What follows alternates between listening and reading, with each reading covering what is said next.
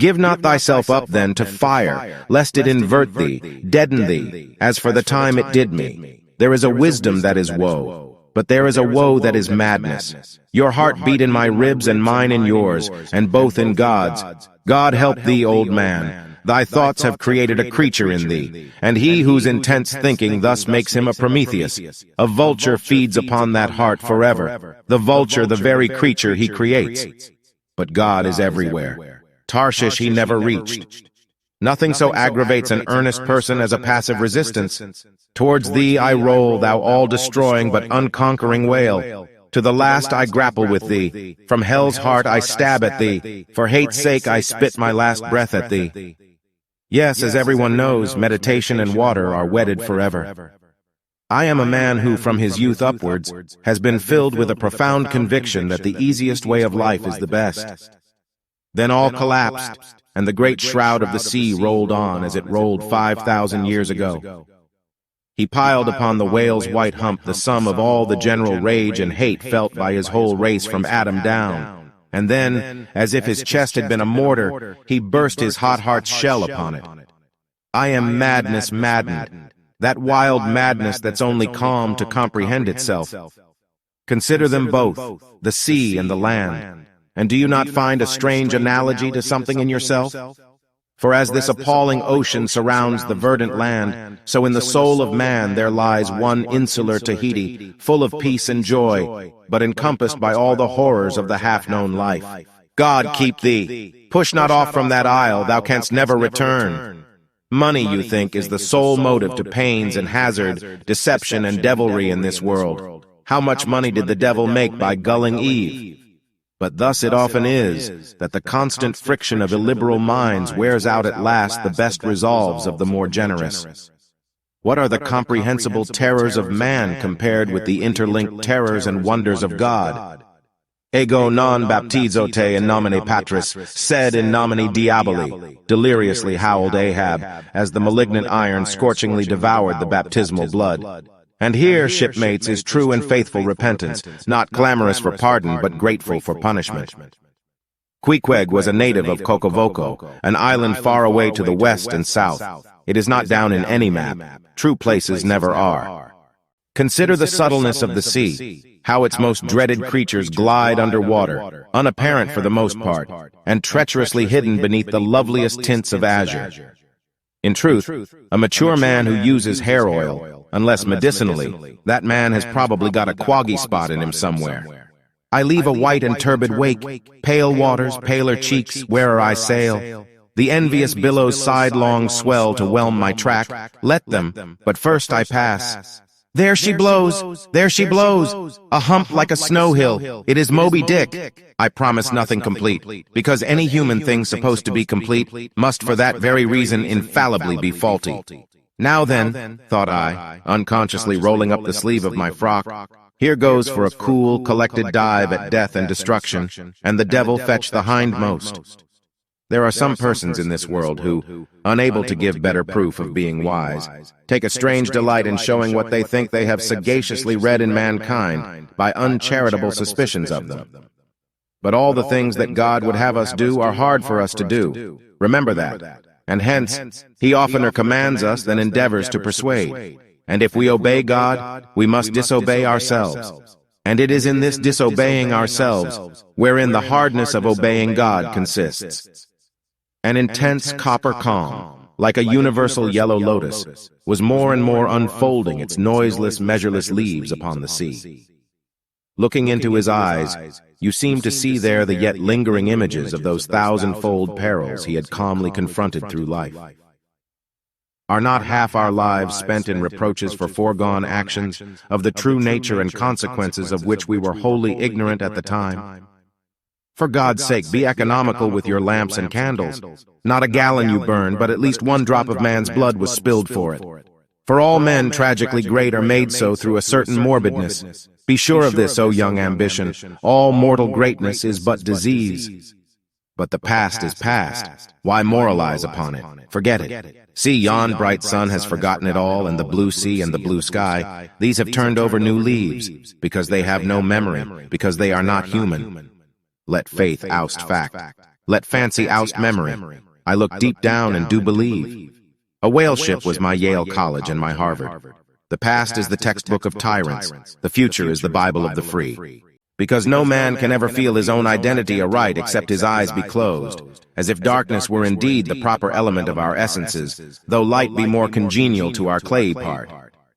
Ahab is forever Ahab, man. This whole act's immutably decreed. 'Twas rehearsed by thee and me 1,000,000,000 years before this ocean rolled. Fool, I am the fate's lieutenant. I act under orders. At present I would prefer not to be a little reasonable, was his mildly cadaverous reply. From beneath his slouched hat, Ahab dropped a tear into the sea. Nor did all the Pacific contain such wealth as that one wee drop. For there is no quality in this world that is not what it is merely by contrast. Nothing exists in itself. And yet a child's utter innocence is but its blank ignorance, and the innocence more or less wanes as intelligence waxes. But this whole world is a preposterous one, with many preposterous people in it. For whatever is truly wondrous and fearful in man never yet was put into words or books. So have I seen passion and vanity stamping the living magnanimous earth, but the earth did not alter her tides and her seasons for that. In this world, headwinds are far more prevalent than winds from astern, that is, if you never violate the Pythagorean maxim. On the second day, a sail drew nearer, and picked me up at last. It was the devious cruising Rachel, that in her retracing search after her missing children, only found another orphan.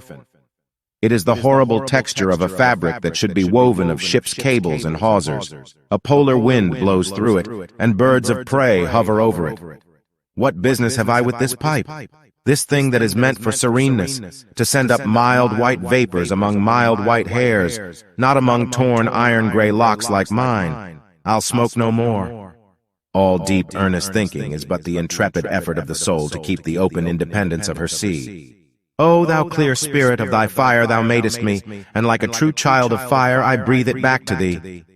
Thou hast but enraged, not insulted me, sir, but for that I ask thee not to beware of Starbuck. Thou wouldst but laugh. But let Ahab beware of Ahab. Beware of thyself, old man. But the might have been is but boggy ground to build upon. Verily, there is nothing new under the sun. Queequeg, my fine friend, does this sort of thing often happen? Oaths and anchors equally will drag. Naught else abides on fickle earth but unkept promises of joy.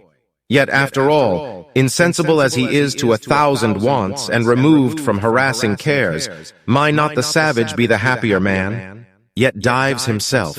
He too lives like a czar in an ice palace of frozen sighs, and being a president of a temperance society, he only drinks the tepid tears of orphans.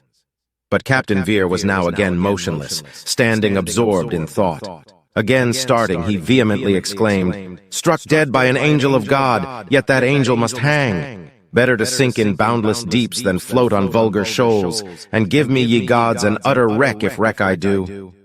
I felt a melting in me. No more my splintered heart and maddened hand were turned against the wolfish world. For backward or forward, eternity is the same. Already have we been the nothing we dread to be. Now small fowls flew screaming over the yet yawning gulf. A sullen white surf beat against its steep sides. Then all collapsed, and the great shroud of the sea rolled on as it rolled 5,000 years ago. Thou sawest the locked lovers when leaping from their flaming ship. Heart to heart they sank beneath the exulting wave, true to each other, when heaven seemed false to them.